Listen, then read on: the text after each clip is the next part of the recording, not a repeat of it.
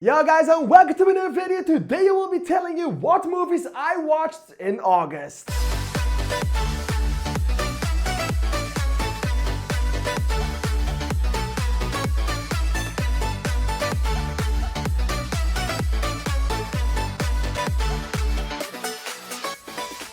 Alright, normally in the great vacation, in the big summer vacation, people can watch a lot more movies than they usually do. For me, that was not the case. I was very busy with work, with gaming, and talking to my friends and seeing my friends. So I actually did not watch a lot of movies this month either. In July, I watched 16th. In June, I watched a little bit more than 16, and in August, the month we are talking about today, I watched at least 14 movies. 15 if you count like a stage play. I'm gonna talk about it very little because it's not worth talking about anymore because you actually can't see it anymore. Alright, so I watched only 14 movies. Are there better times coming? I guess so. I will see a lot of more movies in the movie theater and I will watch a lot more movies online when they are coming out online. So I will try to do my best to watch more movies, but I can't promise anything because I am in a very hard period in my life right now. It's stressy, it's tiresome, it's very hard. I am on TV though, so if you live in Belgium, you can watch me on TV. That's fun. All right. Though, 14 movies. Let's go. And the first movie I watched was Bullet Train, the new movie with Brad Pitt from the makers of Deadpool and stuff. You can really see that style. No, not Deadpool, from John Wick. You can really see that style coming back into Bullet Train, but I gotta say, the humor where this movie was quite built upon did not stick the landing with me a lot of the times that I watched the jokes into this movie. So I gotta say, my time with this one was not the greatest time ever, was not the best time ever. I liked the movie for what it was, but nothing more than that. It's something I have seen and probably will never see again in my life because there was just not that much into this movie that I gotta say I really, really loved. I did love the cameos in it and I did love some of the jokes, but it's just the main story and the main jokes did not stick the landing for me that much. I would recommend watching it at least once in your life though. Then I went to DC League of Super Pets.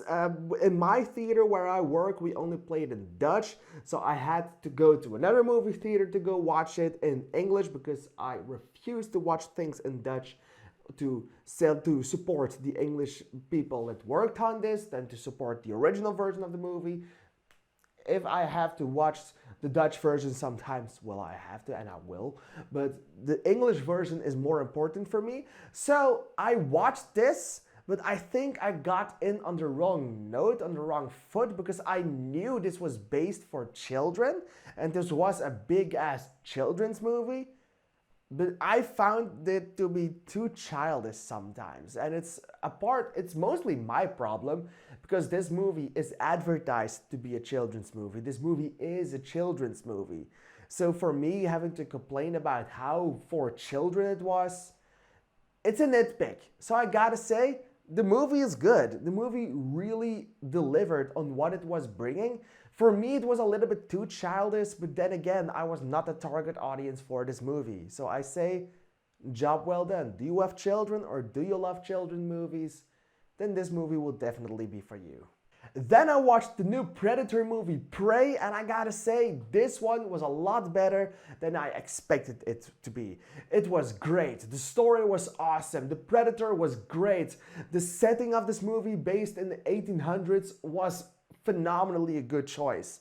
The only complaint I really have about this is the modern English and American accents they actually use to portray those native speakers from the 1800s, and then having those thick French accents for the French guys in this, that kind of threw me off, but I gotta say the story was perfect, the story was great, it's just the accents that were a little bit out of place for me. But I would definitely recommend watching this as it is a really good movie. Then Netflix released a new movie about the Ninja Turtles called Rise of the Teenage Mutant Ninja Turtles the Movies. It's a continuation of a TV show that I never saw, but it's from Nickelodeon, and I always loved Nickelodeon, so I thought these characters are well known. I can go into this knowing that what I will get and what I will have. Next year we're gonna have a more other version of the Ninja Turtles, but this time it was a really animated one. Gotta say, liked the story, but I do think you have to be a fan of the show to love this one. It was still funny and it was still quite okay, but I did not have a personal feeling with this whatsoever, so I did not feel anything towards it. Some of these characters were fleshed out, which I liked, and you can really see how these actors know what they are playing and know how they are gonna play it, so that's okay. It's just a story. It wasn't the best in my opinion, but then again, I have never seen the series. So if you have seen the series, I would recommend watching this. Otherwise, don't bother. In between, I watched a stage play in a movie theater. It's called 4045 Spectacle Musical. It's a Dutch-Belgian spectacle musical with wait, and this is where the fun begins.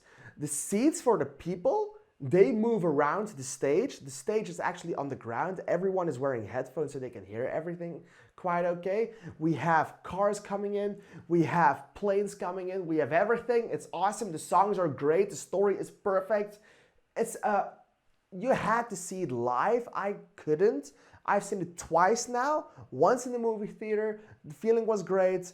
It's a great one. If you can see it when it comes to a streaming service sometime, or if you can rent or buy a DVD, please do, because this one is worth it. Then I watched Beast, and I gotta say, this movie was not as bad as I thought it would be, but I gotta say, this movie did not deserve Idris Elba. Idris Elba is too big of an actor to be in this kind of a movie, as this feels more like a movie where you would participate in when you're either still coming up in Hollywood or when you're done in Hollywood and building down on your acting gigs so you can get into your rest of your life when you're older. So yeah, it was strange to see such an actor into this, but it was still quite an okay movie. It had the feeling I wanted to feel, so that is quite okay, and it's better than I expected.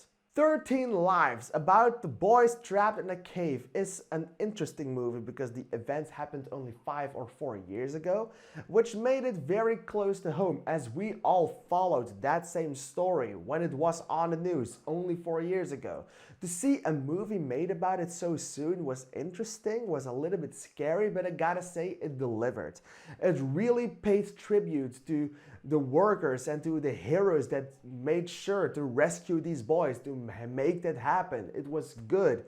The story told you a lot about how they did it and what went down, pun intended, and how they drowned themselves completely to be able to solve this. And it was awesome. It's a good movie, it's an intense movie, it's a really long movie, but it's a movie you should definitely watch sometime because it tells you a great deal about the things that happened and some things that they at the point could not tell in the media, which is interesting because they did a lot of things to get those boys out.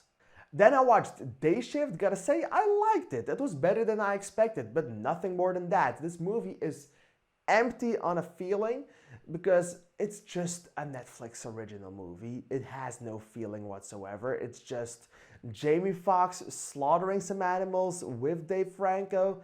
It's nothing more than that. It's just funny. Do you like bad comedy movies?